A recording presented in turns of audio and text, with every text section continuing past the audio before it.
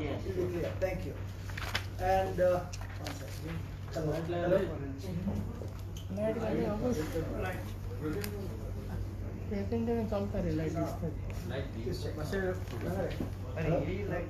Hello. It's okay, we can talk.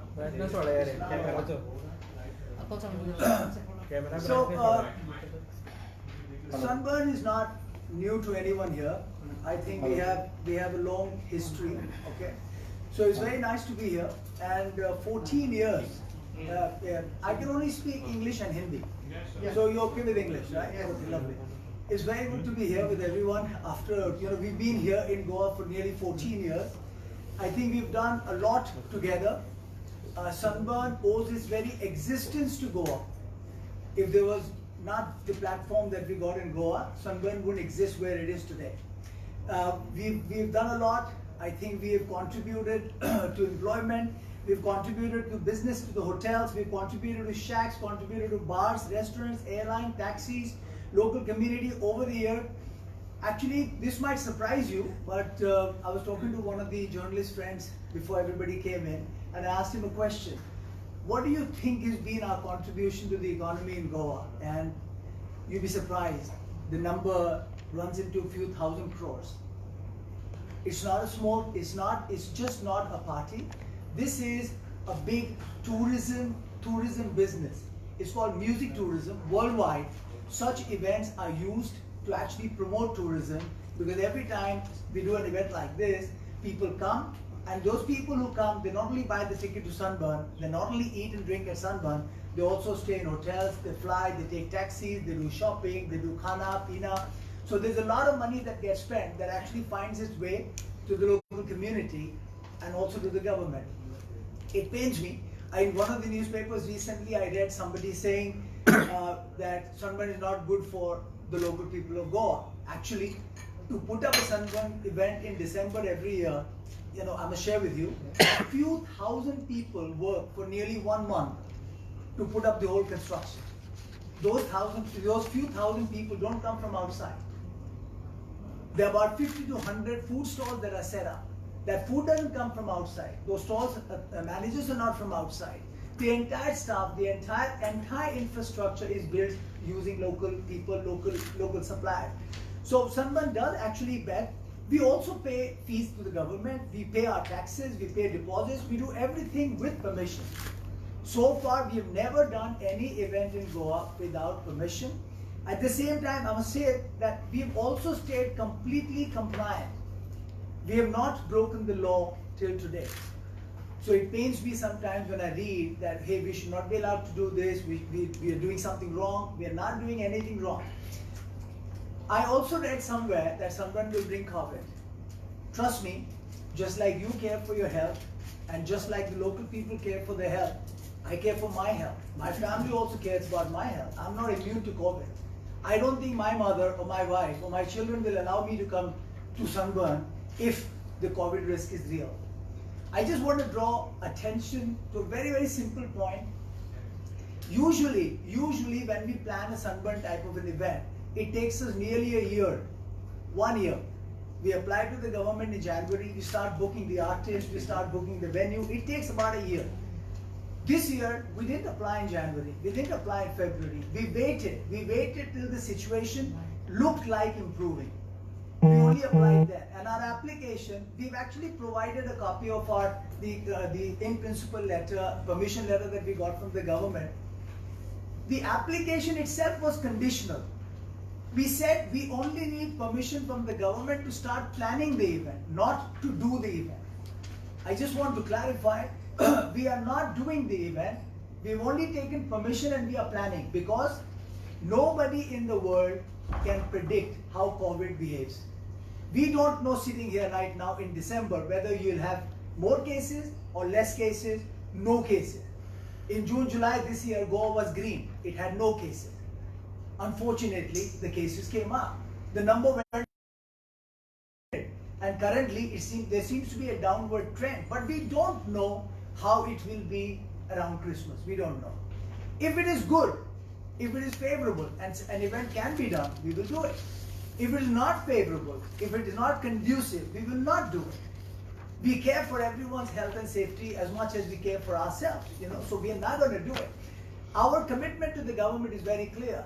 In our permission letter, have you all seen the copy of the permission letter? We gave it to everyone. You have it. Please take a look at it.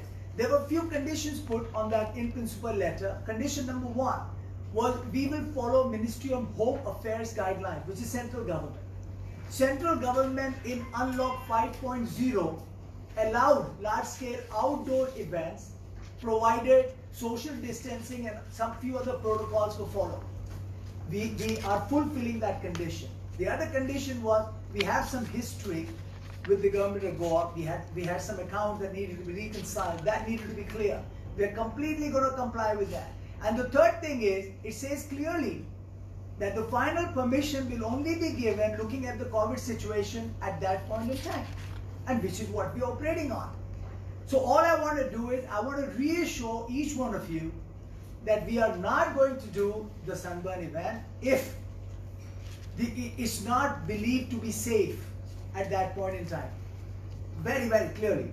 We will not do it. I don't want my children to go there. I don't want to be there. I don't want my family to be there. How can I expect anybody else to come there? Having said that, should we get the permission, should the situation look good, how are we going to do it? I will take you through a few slides just to explain to you what our plans are. But please understand, these plans are only if the COVID situation gets better and the government feels it's okay and safe to attempt something like this, even though the central government guidelines allow such an event to happen right now. I'm going to take you briefly through limited capacity, although the few headers that you see here in front of you.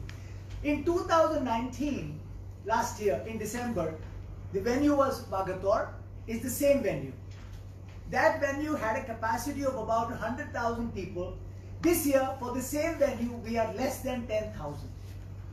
Means the amount of space that was available to one person at the venue last year, this year you'll have 10 times more space, minimum, okay? 1 point. Second point is, last year we had 5 stages. This year we're only planning 3 stages, okay, smaller. Whatever parking arrangements we had for 50 to 100,000 people last year, same arrangements are being kept even for 9,500 people. Basically, we want to make sure there's no crowding, okay? As you can see here. I'm sure you're familiar with the topography of Bagator area. All the blue patches that you see are parking areas. The festival area, I'll explain to you a little more in detail. This is what it looks like. Let me take you one by one. For entry, some of you may have been to Sunburn Festival. There's one big gate. Everybody goes through that gate. This year, what we planned is, can you see this purple lines here? Here, right here. We have 10 gates, not 1 gate to enter. 10 gates, and at each gate, for just your information, at each gate we'll have a time slot allocation. Just like you go to the airport, you have a time slot. At any given time, at a particular gate, there will not be more than 20-30 people. Earlier, there used to be a few thousand people. So for one gate, we made it actually 14 different gates, 1 to 14. Even on these gates, from 2 o'clock to 6 o'clock, there'll be different 15-minute time slots. So people will come separately. Exit, we have 30 gates for exit. Because you will say, while coming in, we can separate people, give them different time slots. While going out, how? So going out, we will have 14 to enter, we'll have 30 gates to exit. We'll open all the emergency gates. As you can see here, these are the gates that we've planned. This is the MIP entry at the back. This is the artist and crew entry at the back. And this is the MIP Platinum entry. Now, we also have temperature check, band check, scanning of Arogya Setu app. We have a holding area to hold crowd, maintain social distancing, form queues. There's a large area here that can hold a lot of people. We have checkpoint 2, which is thermal scanning. Just like you may have seen at the airport, you might have seen in some government offices, the cameras are stored. When you go, the full body scan comes there. So we have thermal scanners that will scan everybody who enters. We have more than 20 eyes there. We have frisking, we have aisles. All our crew and staff will have gloves, will have masks. We have turnstile checks, then finally there are many checks. Now every ticket holder can choose a time to come. There will be 15-minute slot given to everybody. All gates from 1 to 14 will be monitored by trained health and safety officials. Every ticket holder will be directed towards the gate that is assigned to him. There will be no touch. There will be no contact at all. Audience will be denied. Of course, those who have temperature will be denied. Ticket sales, ticket takers will also be wearing face coverings and gloves when they are amongst the audiences. Entry and exit protocol, like I explained, all gates will be used for exit. Health and safety, our venue every day will be sanitized. Even before the festival will be sanitized. Well, in short, I can tell you we will be very safe. But again, let me remind you, all this will only happen if the conditions are favorable. Otherwise, no, we are not even planning to do it. All surface objects that are touched frequently will be regularly disinfected and sanitized. All restrooms, we have double the number of restrooms, will be monitored closely to preserve appropriate space between the audience and easily noticeable line to avoid conflict. Take a look at this image. It's the first time ever, if you buy a ticket, you don't go and stand on the ground. You can see these enclosures that are created. So you will be assigned a particular enclosure. In this row, this particular enclosure. So only you and your friends or family are together. Just to give you an example, each one of these enclosures, and this particular visual that you see here, the front few rows are GA, next few rows are VIP, then there's GA. Each one of these boxes that you see can hold 200 people. But we will only give 50 tickets for that area. So basically you mean people have minimum 4 times the space. Our normal calculation is 2 feet by 2 feet, which is 4 feet for one person normally. But during the we'll have sinks all over the place. We'll have respiratory protection. We'll have maximum comprehension compliance, signages, poster awareness, gloves, online with double spacing and enough space in front of them for people to stand. We are also trying to make sure that people get their food and drinks in their enclosure, in the box that they buy. This is the part of security that the police deploy. There will be enough watchtowers that will be manned by the police and officials across the venue. All dustbins, enough housekeeping manpower, enough wastage, segregation, just about everything. But having said all this, let me remind you that all these protocols will only be used as super safety, double safety, should this situation allow. I repeat, we will not do the event. We are not planning to do the event. We were never planning to do the event unless the COVID situation is manageable and the authorities believe it's in control, right? So my first request is, if ever media has any question, we have a representative, Odette. She's been our friend, supporter for a long time. You can reach out to me, you can reach out to my team members. We are very happy to answer your questions. I don't think it's necessary to carry articles and ask questions through the newspaper. Then you can ask directly. We are happy to answer any question. Right now, as we speak, if there are any, by the way, the press note that we've handed over carries most of the information that I've given. A copy of the presentation is there, all the letters is there. If there are any questions that anyone has, I'm very happy to answer. Yes, sir. According to Will you tell me who you are? I know you. Okay, in this present scenario, what is your feeling as far as this COVID situation is concerned? This is a $1 trillion question. Of course. Mr. Fauci, the WHO head, ICMR head, I don't think anyone in the world has got a handle on it. Okay. Europe opened and then locked down again. Right. In Bombay, in Maharashtra, we were facing the worst situation. Right now, it's under control. Tomorrow, it may get better, it may get worse. Nobody knows. I don't know. And I don't know, nobody knows. So we have no way to predict what it is going to be in December. All we wanted to do was to be ready.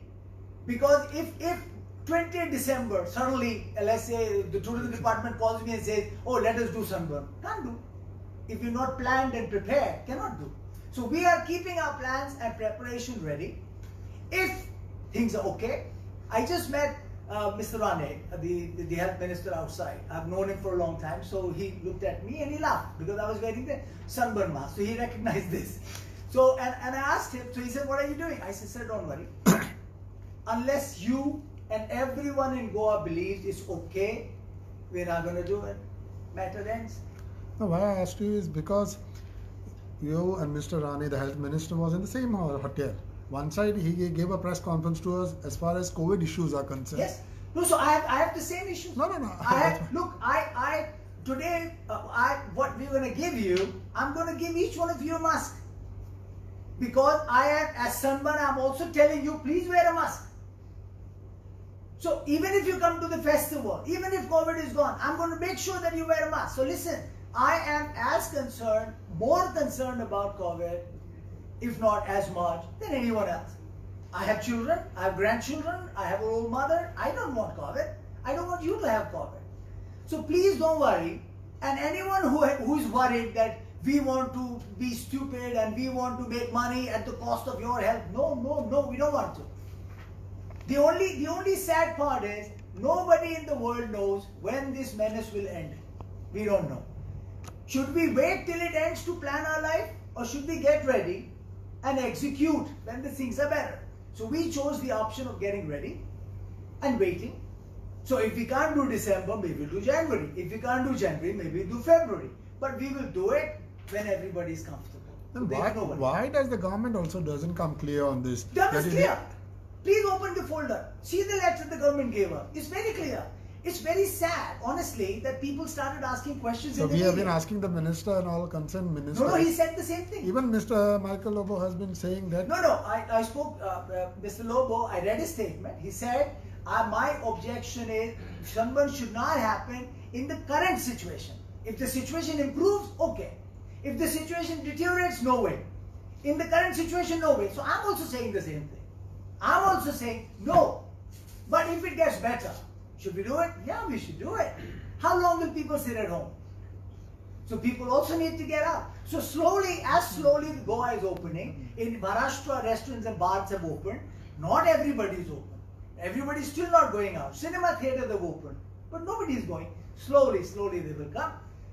So this is how we have to take life. So the sales of tickets are already in. So do you think people will come for you? You said people are not going for films. So what response are you expecting for your festival? No, films, they got permission to only open this week. Yeah. So they have not even started yet. So when they start, I think people will start slowly. Maybe not house full, but they will start slowly. See what happened? When they started flights, I was scared. I didn't want to fly. Okay? I waited for a few months. And then I read a very interesting statistic. 1.27 billion people have flown this year after COVID. 1.27 billion people. Do you know how many got COVID in the air? 27 people. More people got it sitting at home. Do you understand? So what I'm saying is, look, there is a fear. We don't know. So look, I don't want to talk about anything else. It's not my job. It's not my business. But all I can tell you is, outdoor, 50 acres, 100 acres of land, few thousand people spread out in front of a stage is not a problem. But are we going to do it when the COVID threat is here? No. If the COVID threat is minimized, everybody feels comfortable, they tell us the protocols, we follow, we do it. We're not going to do it. We've never done anything wrong. We will not do it again. Simple. Very simple. So by when are you going to finalize? See, look, ma'am, between us and the government in our conversation, it's a bit of a chicken and egg. We need to make a decision by a particular date because otherwise things can't happen, right? Now, that day, according to us, is towards the end of this month. We will need at least 1 month of physical work. All our artists that we've spoken to, we have told them, guys, this is the situation. If you want to come, keep the date vacant, but we'll confirm closer to the date. When we confirm, then you come. So our planning is end of this month, early December. I think the government will review the situation and give us the final yes or no. And that's when we will decide. And when do you expect sales to go live? So I don't know, sales are live. But it's with this clarity. See, look, we have sold tickets historically. If we don't sell tickets, say for example, I start selling tickets in December, nobody can come. This is the destination event, man. People need to plan travel, they need to plan stay.